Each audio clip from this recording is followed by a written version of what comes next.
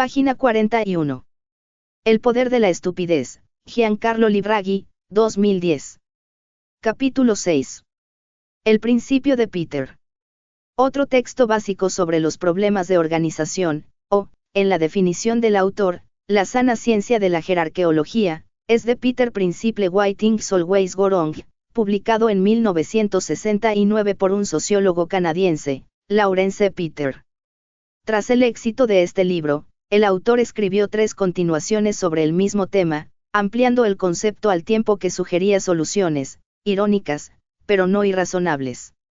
Han pasado 40 años y sus observaciones no han perdido utilidad.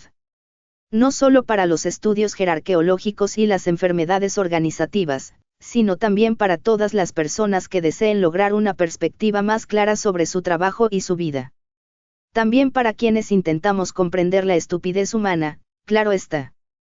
El principio de Peter es tan archiconocido que se lo ha terminado por incluir en algunos diccionarios como parte del idioma inglés. Sin embargo, por muy proverbial que sea, apenas se lo entiende, y menos aún, se lo aplica, en la dirección práctica de las organizaciones.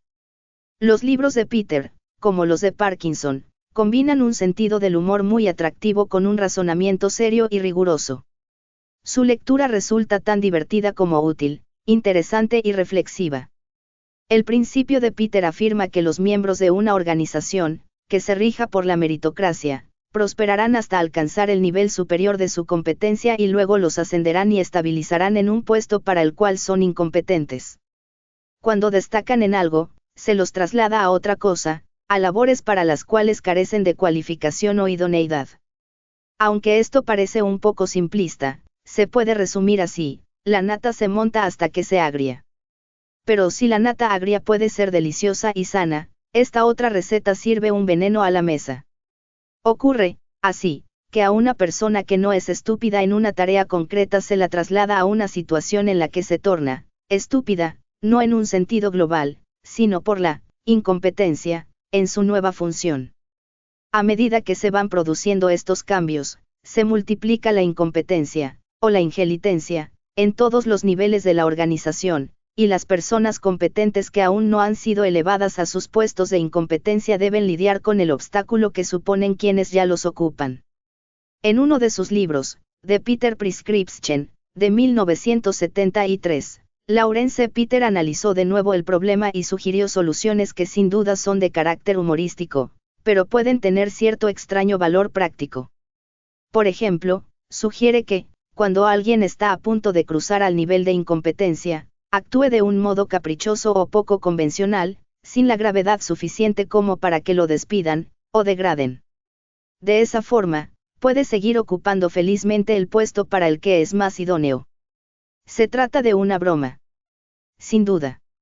Pero podría funcionar, y quizá haya afortunados que aún gozan de su trabajo gracias a que hicieron algo similar sin siquiera darse cuenta. Es quizá por esto por lo que muchas de las personas más idóneas para su puesto, en toda clase de lugares, poseen personalidades que no son comunes, y con frecuencia son muy interesantes. Puede haber asimismo otras complicaciones en los motivos por los que alguien rechaza o evita un ascenso. Quizás sientan miedo de la envidia de sus compañeros, o incomodidad en la nueva relación. Se trata de un ejemplo de ingelitencia casi opuesto al descrito en el contexto de la ley de Parkinson. TV escribe. Se les ofrece ocupar un cargo, en el cual ellos serán los líderes de sus colegas. Y sienten miedo, a tener que afrontar esa tarea, la de censar, corregir, ordenar y coordinar a quienes le conocen las debilidades. Pero, esto es saltado cuando el salario es muy bueno y los privilegios más. Siempre puede recurrir al poder para deshacerse de esos colegas que no le respeten. Livraghi escribe. También hay quien no quiere asumir la carga de la responsabilidad. Esto, según sean las circunstancias, puede ser indicio de inteligencia o de cobardía. Pero apenas tiene nada que ver, si es que guarda alguna relación, con el principio de Peter y él, porque las cosas salen mal. Es frecuente que se haga caso omiso de las enseñanzas de Peter, no solo porque resultan incómodas, sino también porque quienes ocupan los puestos más altos de una organización no soportan que se les reprochen errores en los ascensos de su plantilla, menos aún, que se les diga que son ellos los que han alcanzado el nivel fatal de la incompetencia. El principio de Peter ha dado origen a diversos corolarios y variaciones, tales como de Dilbert Principie, de Scott Adams 1996. Las personas menos competentes y menos inteligentes ascienden a los puestos donde menos daño pueden causar, la dirección. Hace unos pocos años solía citarse algo llamado principio de Natrev, que sin embargo parece haber caído en el olvido. Decía que la gente gravita hacia las profesiones en las que más obvia resulta su incompetencia, o que toda profesión atrae a los menos aptos para ella. Naturalmente, es una exageración. Pero ocurren cosas similares, con una frecuencia inquietante. La pregunta que debemos hacernos es, ¿por qué hay tareas, incluidas algunas de la mayor importancia, que se asignan a personas inadecuadas para el puesto? En la actualidad, la situación es peor que cuando Laurence Peter definió su principio. El concepto de mérito resulta cada día más confuso.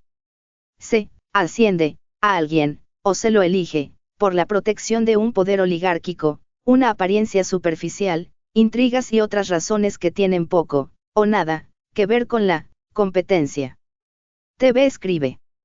Basta con tener amistad con el que decide quién ocupará un puesto, y no importa la ineptitud, es el amiguismo, nepotismo, influyentismo. Libragui escribe.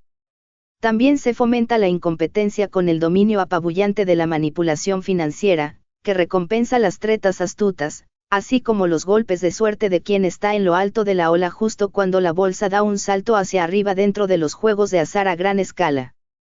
Los resultados son bastante desazonadores para aquellos a quienes les queda la tarea de recoger los pedazos del huevo roto y recomponerlo. Pero entre tanto, es fácil que los que han ganado en la lotería, cuando no se limitan a huir con el dinero, obtengan un ascenso a puestos para los que ni de lejos alcanza su verdadera capacidad de gestionar un negocio o conseguir resultados en el mercado real. Para intentar resolver los problemas de incompetencia en los niveles altos, algunos consultores de dirección sugieren realizar maniobras de nombres pintorescos, como sublimación percusiva, o arabesco lateral. Cabe reducirlas a una vieja noción definida con mucha más claridad en latín, promoveatur ut amoveatur. Se trata de desplazar, hacia arriba o hacia un lado, a los incompetentes situados en lo alto de la jerarquía, incluso en lo más alto, de modo que ocupen lugares de mera apariencia y que la gestión real quede en manos de quienes no han sido ascendidos aún por encima de su nivel de competencia. TV escribe. Sea, que el inepto, que ha sido ascendido, viene a ser sostenido por personas o colaboradores que, con mucho, son mejores. Bien lo dijo un ingeniero, no me interesa si mi jefe o superior es una caricatura, un Mickey Mouse, la misión que tengo es hacer lo que se tiene que hacer de manera eficaz. Libragui escribe. Pero esta clase de recursos es solo una de las varias razones por las que es habitual encontrar a personas estúpidas en cargos de importancia y, muy visibles. Con frecuencia se los sitúa en la cima de las jerarquías de acuerdo con criterios que tienen muy poco que ver con el mérito y la competencia. TV escribe. Lo importante, es que sean incondicionales y de baja amenaza para el macho alfa de la manada. Muchas veces, los de arriba, forman una mafia y cometen actos de corrupción, los cuales deben ser cubiertos por gente de su entera confianza. Libragui escribe. Existen casos, por desgracia, nada inusuales, que van más allá del principio de Peter, por ejemplo, promover a un nivel superior a gente que ya era incompetente en la función que ocupaba hasta entonces. Otro problema que no debemos pasar por alto es el efecto de las fusiones, adquisiciones y concentraciones, cuando con ello se pierde la cultura corporativa que ha llevado a una compañía al éxito y se destruye su competencia, pericia, conocimiento y dedicación a hacer lo que hacían mejor que nadie.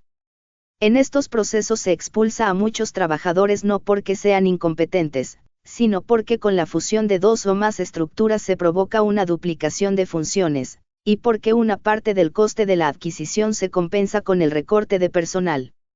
En el caldero humeante de la fusión, los puestos se solapan e interfieren unos con otros. Por desgracia, la recompensa no recae sobre el personal más cualificado, sino sobre quienes cuentan con el apoyo del bando vencedor.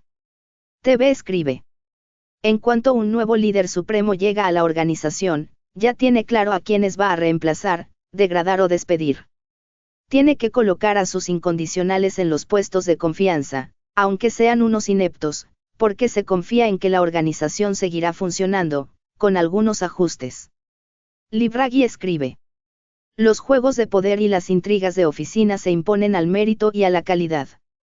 Es frecuente que los mejores, si sobreviven a una prueba tan dura, acaben desplazados hacia funciones en las que son menos eficaces. En cualquier caso, solo pueden sentirse desmotivados por un entorno que no aprecia el buen trabajo. La apariencia es más importante que la sustancia, la competencia no importa, todo el juego pasa por esforzarse en mantenerse a flote en aguas turbias.